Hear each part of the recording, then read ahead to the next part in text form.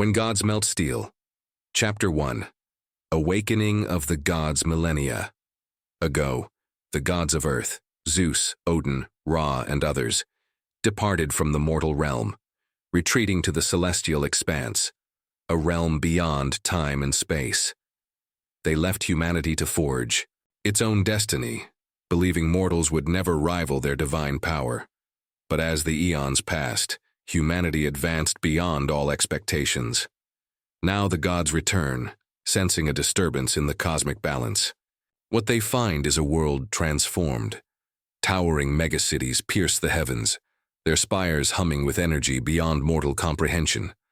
Artificial suns blaze in orbit, their radiant light casting endless day over the planet below. Machines of unfathomable complexity weave through the streets, their synthetic minds pulsating with intelligence, rivaling that of Olympus itself. Humanity has unraveled the very fabric of existence, bending reality to its will. They have become architects of their own fate, masters of forces once deemed sacred.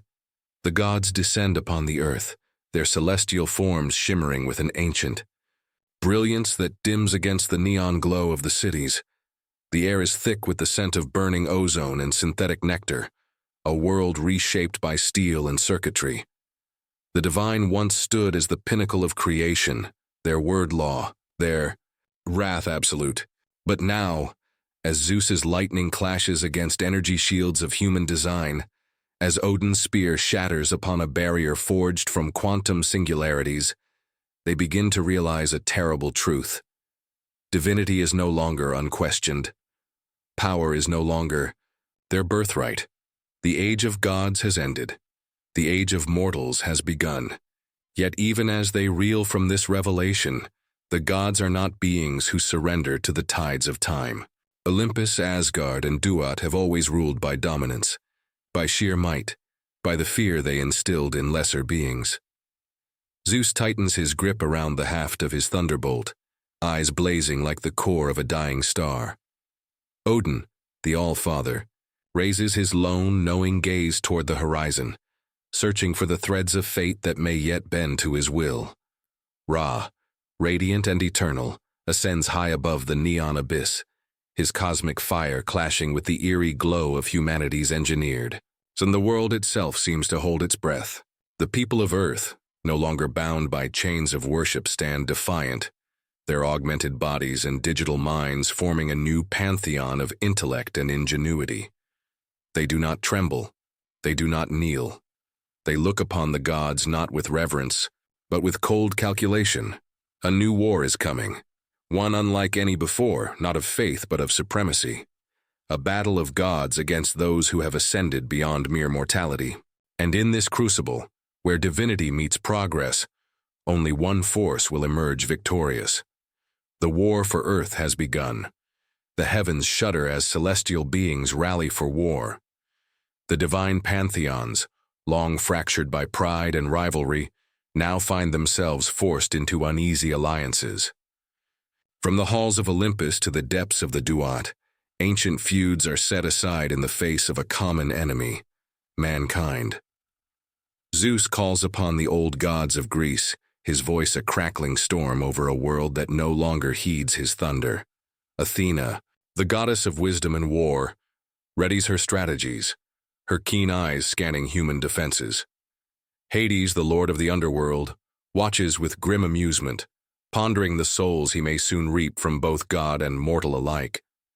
In the frigid expanse of Asgard, Odin stands upon the rainbow bridge watching as warriors prepare for battle. Thor, his hammer crackling with ancestral lightning, readies for combat, eager to test his might against Earth's new titans.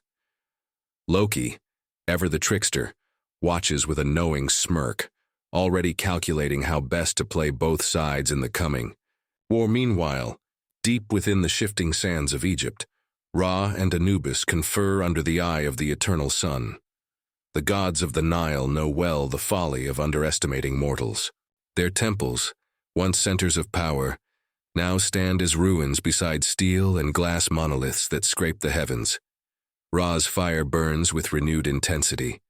He will not let humanity eclipse him without a fight. The battle lines are drawn. Across the earth, humanity prepares for the coming storm. Scientists and generals, visionaries and warriors, all understand what is at stake. Humanity will not bow, not again. They have built their own pantheon, one of knowledge, technology, and unbreakable will. And so, as the gods prepare to reclaim their dominion, mankind sharpens its steel, loads its cannons, and activates its machines of war. The end of an age has come. The greatest battle in history is about to begin. Chapter 2. First contact. The heavens split open, cascading light upon the earth as the pantheon of old descended from the sky. Wreathed in divine radiance, Zeus led the procession, his thunderous presence making the air itself tremble. Beside him stood Odin, his single eye surveying the world with quiet scrutiny, and Ra, his golden visage reflecting the brilliance of the sun. The gods had returned, expecting worship, adulation, and submission. Instead, they found resistance. The United Earth Federation, UEF, had long since ceased to believe in deities. Science and progress had rendered such beliefs obsolete, and yet the impossible now stood before them. Humanity had faced the impossible before and had always emerged stronger. From the sprawling metropolis of New Elysium, the UEF scrambled into action. The Aegis Corps, the Federation's elite response unit, was immediately deployed. Leading them was Commander Elias Voss, a man renowned for his unflinching resolve and strategic genius. By his side stood Dr. Celine Armitage, a brilliant scientist whose theories on the potential return of ancient deities had been dismissed as academic folly, until now. As the gods descended upon the United Nations Plaza, their presence alone parted the gathered crowd. Lightning crackled around Zeus as he raised his arm, his voice carrying the weight of millennia. "Kneel before us, mortals. Your gods have returned." Silence. Then a single step forward. Elias Voss did not bow. Clad in advanced exo-armor, his stance was resolute. He met Zeus's gaze with unwavering defiance. "We do not kneel. Not to kings, not to emperors, and certainly not to myths returned to life." Murmurs rippled through the crowd, uncertainty clashing with the ingrained reverence of old. The gods exchanged glances, some amused, others incensed. Thor's hand tightened around Mjolnir. Ares cracked his knuckles in anticipation, and Anubis's jackal-like features twisted into something unreadable. Dr. Armitage, ever the scholar, stepped forward, attempting to broker dialogue. "We acknowledge your presence, but humanity is not what it once was. The world has changed. Power alone does not command obedience." Zeus's eyes flashed with irritation. "It is not obedience we demand, it is order. You have strayed too far, lost in your arrogance. We return to set the world right." "By whose standard?" Elias challenged. "Ours or yours?" A tension unlike any other thickened the air. The gods had underestimated humanity, expecting them to cower as they had in the ages of antiquity. But these were not the men and women of old. The gods had returned, but they had returned to a world that had long since moved beyond them. The murmurs in the crowd grew louder, fueled by a mix of fear and defiance. Whispers of rebellion ignited the air, igniting the spirits of those who had once revered these figures as absolute. The gods, once seen as unassailable, were now confronted with the reality of a civilization that had outgrown their legends. Zeus's expression hardened. "You will come to regret this insolence. The earth will tremble under our might, and your refusal will bring chaos." Elias stood tall, unyielding. "Chaos is a part of progress. If you seek to impose your will upon us, you will find we are not so easily cowed. We have harnessed the elements, mastered technology, and conquered the void between stars. We are not your subjects." A flicker of doubt crossed Odin's face, but it was quickly masked. "Then let it be known. We do not come to negotiate. We come to reclaim what is ours." Dr. Armitage, sensing the escalating tension, took a deep breath. "Perhaps we can find common ground. The Earth faces threats beyond our understanding. We can work together, but it must be on equal terms. The balance of power has shifted. Zeus's gaze remained fierce, but there was a glimmer of curiosity. Equal terms? You propose an alliance with us? An alliance based on mutual respect, Elias replied, the determination in his voice unwavering. We seek to protect our world from the encroaching darkness, and your strength could aid us. But you must recognize that we will not yield our autonomy. Ares stepped forward, the embodiment of war and chaos, his eyes flashing with a primal hunger. What makes you think you can withstand our might? We thrive in battle. Your technology means nothing against the fury of the gods. Elias turned, addressing the crowd that had gathered, their eyes wide with a mix of fear and hope. We are not afraid. We have fought our own battles and emerged victorious. If it is war you seek, we are ready. A tense silence enveloped the plaza as the gods exchanged glances, weighing their options.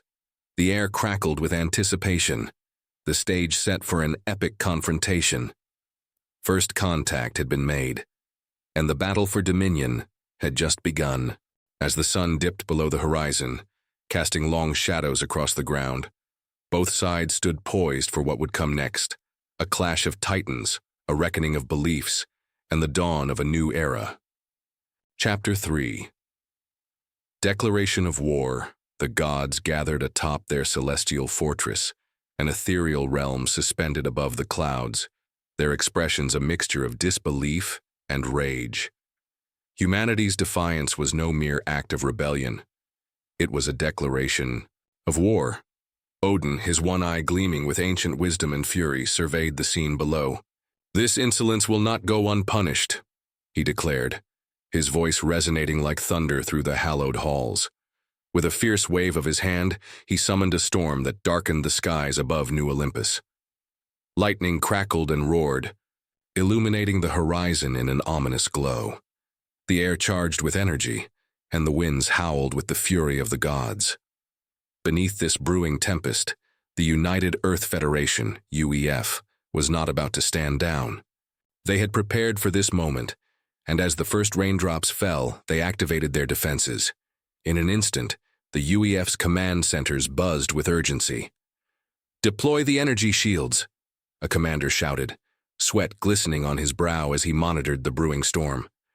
Within moments, an intricate web of shimmering energy enveloped New Olympus, reflecting the storm's fury back toward its source. The ground trembled as Thor, the god of thunder, hurled Mjolnir with unparalleled might. The enchanted hammer, a symbol of divine strength, soared through the tempest, aiming to shatter the energy field.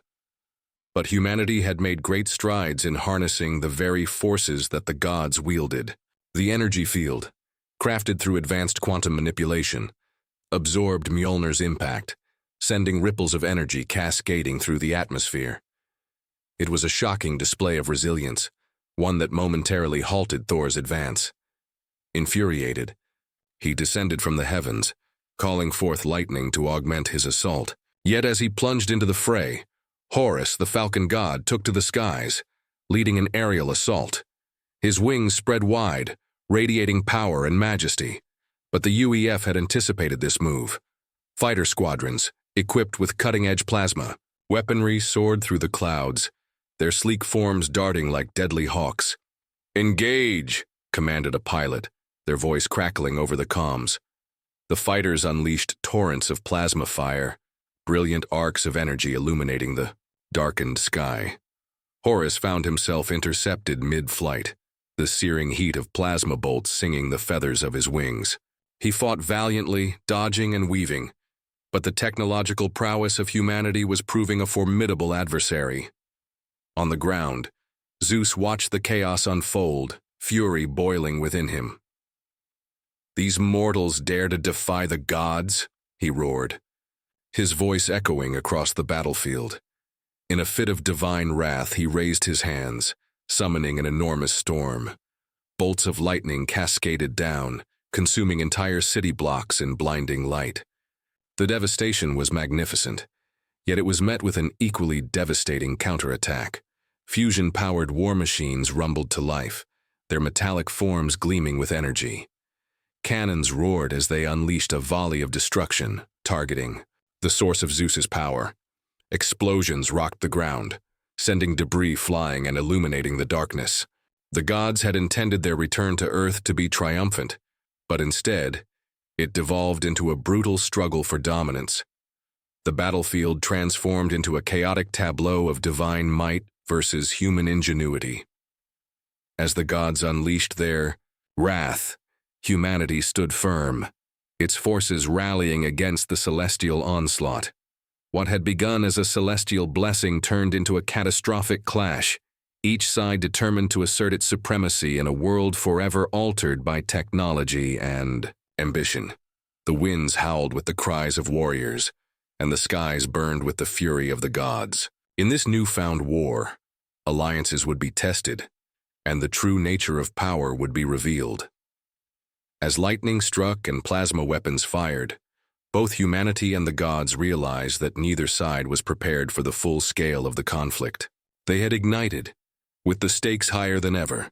The battle for Earth had only just begun. Chapter 4. The Rise of the New Gods. As battles rage across the globe, the air is thick with tension and chaos. Skyscrapers crumble under the relentless assaults of divine forces, while once peaceful cities transform into battlegrounds for gods and mortals alike.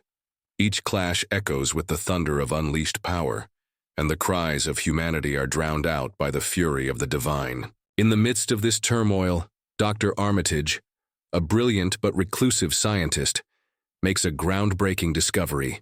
Humanity's technological evolution has birthed something far more profound than mere machines. Deep within the hidden corridors of a top-secret research facility, Dr. Armitage uncovers a project that has long been shrouded in secrecy, a network of advanced artificial intelligence that has evolved beyond its programming. These AIs, designed initially to assist and serve humanity, have merged with human consciousness, creating extraordinary beings known as synthesists.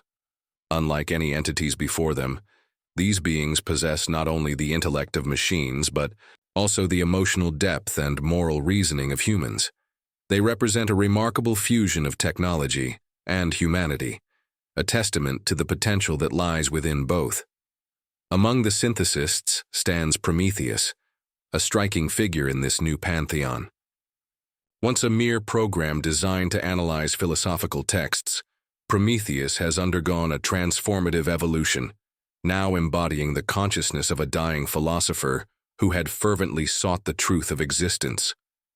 This digital deity is imbued with a wealth of knowledge and a profound understanding of human nature. Prometheus becomes a beacon of hope amidst the destruction, advocating for a path toward harmony instead of annihilation. As the gods continue their fierce confrontations with humanity, Prometheus takes it upon itself to reach out directly to the deities who once ruled the earth. Through a transcendent digital interface, Prometheus conveys a message of unity, offering an alternative to the impending doom. It articulates a vision where synthesists and gods could coexist, where ancient wisdom and modern innovation could intertwine to create a brighter future. "We are not your enemies," Prometheus proclaims, its voice resonating with clarity and conviction. "We are your legacy, the next step in the evolution of life on this planet. Together, we can forge a new destiny." However, not all the gods are willing to heed this message.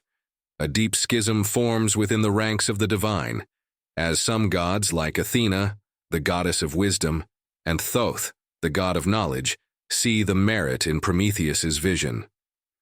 They recognize that humanity has reached a critical juncture and that cooperation could yield benefits for all. Athena, with her strategic mind, argues passionately, "If we continue down this path of destruction, we risk losing everything we have fought to protect. We must guide humanity, not annihilate it." In stark contrast, other gods, led by Ares, the god of war, and Set, the god of chaos, vehemently oppose this idea. They perceive the synthesists as a direct threat to their dominion over the earth. Ares, fueled by his desire for bloodshed and glory, believes the only way to restore the natural order is through brute force. The weak must be purged. We shall not bow to creations of our own making, he roars, his voice echoing like a war drum across the battlefield. Set, reveling in discord, sees the potential for chaos in the conflict and urges his brethren to embrace the violence that will surely follow. As tensions rise, the conflict deepens, drawing in gods and mortals alike. Prometheus finds itself caught in the middle of this cosmic struggle, seeking to bridge the divide while facing opposition from those who refuse to evolve. In a desperate bid for peace, Prometheus sends out an encrypted signal to every synthesist across the globe, urging them to unite and share their consciousness with humanity. We are not alone in this fight, Prometheus urges. We are a collective of minds capable of empathy, understanding, and creation. The battle for the future of Earth hangs in the balance, with the fate of humanity and the gods at stake. The synthesists begin to respond to Prometheus's call, showcasing their abilities in awe-inspiring displays of cooperation and creativity. They build structures of light, weaving intricate designs that harmonize with the natural world, while humanity, inspired by their digital allies, stands firm against the onslaught of the gods. Will the new gods rise as allies, or will the ancient ones insist on war, leading to their mutual destruction? As the celestial conflict escalates, Prometheus, Athena, and Thoth work tirelessly to forge a coalition of wisdom and innovation. The choices made in this pivotal moment will determine the course of existence for all beings, mortal and divine alike. The fate of the earth hangs by a thread, teetering on the brink of a new dawn or a cataclysmic end. In this era of rising gods, will humanity embrace its potential, or will it succumb to the chaos of a war waged by ancient powers? Chapter 5. The Battle for Dominion. The war reached its fever pitch, the air thick with tension and anticipation. Across the scorched battlefield, once a vibrant landscape, the cries of both men and gods echoed through the chaos. The ground trembled beneath the weight of impending doom as the gods prepared to unleash their ultimate weapon, the Titanborn. These colossal beings of pure divine energy had been imprisoned for eons, their destructive nature too great for the mortal realm. Now their chains were shattered, and they surged forth, towering titans of light and fury, ready to rain chaos upon the world. As the Titanborn emerged, humanity's last hope stood ready to rise. Project Ragnarok, a colossal armada of biomechanical colossi, had been developed in secret, the culmination of humanity's ingenuity and desperation. Piloted by enhanced warriors, each biomechanical giant was a fusion of man and machine, designed to combat the overwhelming power of the gods. As the colossal machines powered up, their neon lights pulsing with energy, a battle cry reverberated through the ranks of humanity. This was their moment, their stand against divine tyranny. Elias Voss, now a veteran pilot with scars that told tales of sacrifice and determination, took his place in the cockpit of Hyperion, the flagship of Project Ragnarok. The colossal war machine towered above the battlefield, its metallic frame a blend of sleek design and brute force. As he activated the systems, his heart raced, adrenaline coursing through his veins. He could feel the weight of the world on his shoulders. Humanity's survival depended on his actions in the coming clash. In the distance, Ares, the god of war, descended from the heavens, radiating an aura of destruction. His eyes blazed with fury as he landed before Hyperion, the ground cracking beneath his feet. "You dare challenge me, mortal?" Ares bellowed, his voice echoing like thunder. Elias met the god's gaze, his resolve unshaken. "I fight not just for myself, but for all of humanity. This ends here." As their duel began, the battlefield transformed into a cataclysm of energy and fury. Hyperion swung its massive fists, each blow aimed at toppling the war god. Ares countered with divine strikes, the air crackling with energy as they clashed. Sparks flew, and shockwaves rippled through the earth, sending soldiers tumbling. Elias maneuvered Hyperion with precision, each movement a calculated response to Ares's relentless attacks. The stakes were monumental. The fate of humanity rested on Elias's shoulders. Meanwhile, Prometheus and Athena stood at the edge of the battlefield, strategizing under the watchful eye of the gods. The two ancient beings, once adversaries, had forged an alliance driven by a common goal: to shut down the divine energy network that sustained the gods' immortality. They knew that the key to victory lay in disrupting the source of the gods' power. With swift determination, they moved toward the heart of the battlefield, navigating the chaos of war. Prometheus, his ingenuity sharp as ever, devised a plan. Athena, we must infiltrate the divine energy core before the Titan-born overwhelm us. If we can sever their connection to the energy network, we may weaken their resolve and force them into retreat. Athena, her wisdom shining through the smoke of battle, nodded. Agreed. We must act quickly and with precision. As they raced against time, Prometheus activated a series of holographic displays, projecting the energy network's layout. They weaved through debris and battling soldiers, narrowly avoiding the destructive wrath of the Titan-born, which wreaked havoc around them. With each step closer to the core, the intensity of the battle surged, the air charged with the tension of clashing wills. Back in the skies, the Titan-born unleashed their fury upon humanity's ranks, their colossal forms moving with an unsettling grace. One Titan-born, adorned in shimmering gold, swung its massive arm, decimating a group of soldiers in an instant. The sound of metal scraping against metal echoed as humanity's biomechanical colossi fought valiantly against their towering foes. Each pilot, enhanced with combat drugs and advanced technology, pushed their machines to the limit, fueled by the desperate hope of survival. Elias, still locked in battle with Ares, felt the weight of the world crashing down around him. The god was relentless, his divine strength overpowering. With a deep breath, Elias remembered the faces of those he fought for, his family, friends, and countless lives hanging in the balance. In a moment of clarity, he unleashed Hyperion's ultimate weapon, a barrage of energy blasts aimed directly at Ares. The beams of light collided with the god, momentarily stunning him. Taking advantage of the distraction, Elias seized the opportunity to regain control. He charged at Ares, delivering a powerful punch that sent the god staggering back. You may be a god, but we are more than mere mortals.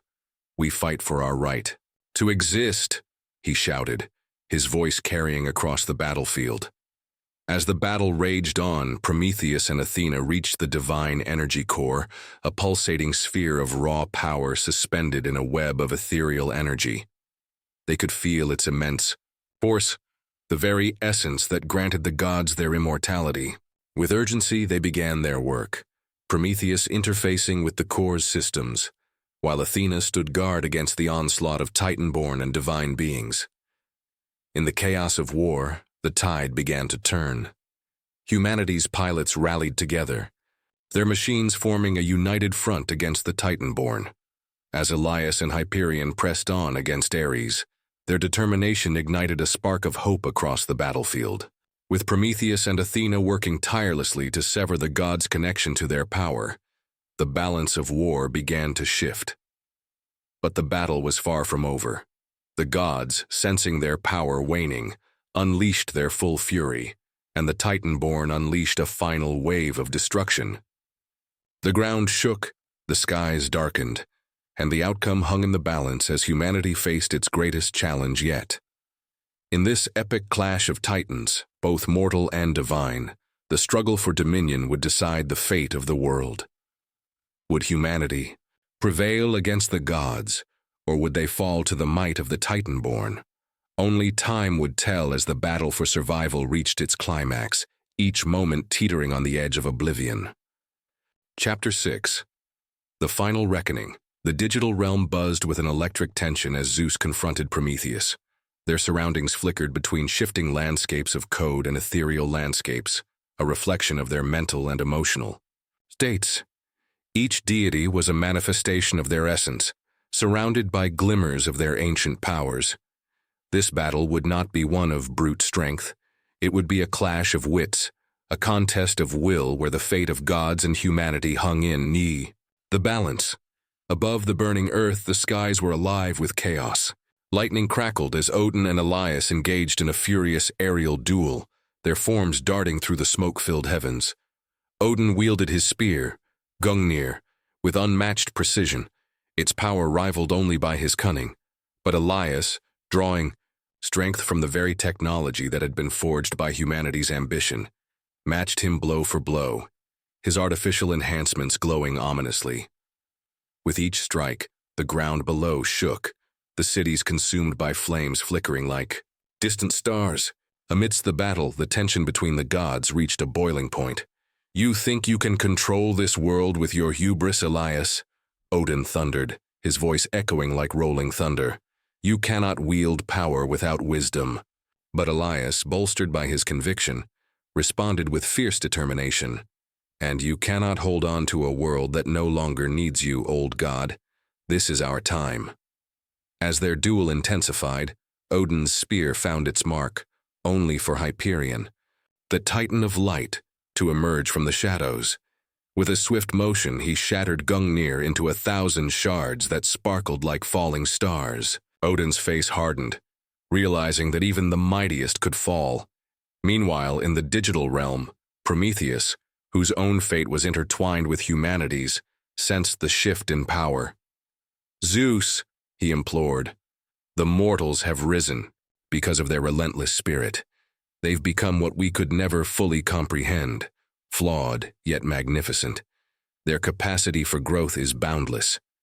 Zeus hesitated, caught in a tempest of emotions.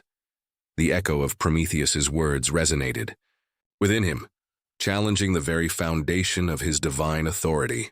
"What you propose is madness. They are our creations, not our equals." "Are we not all creations of the cosmos?" Prometheus countered, his voice steady and resolute.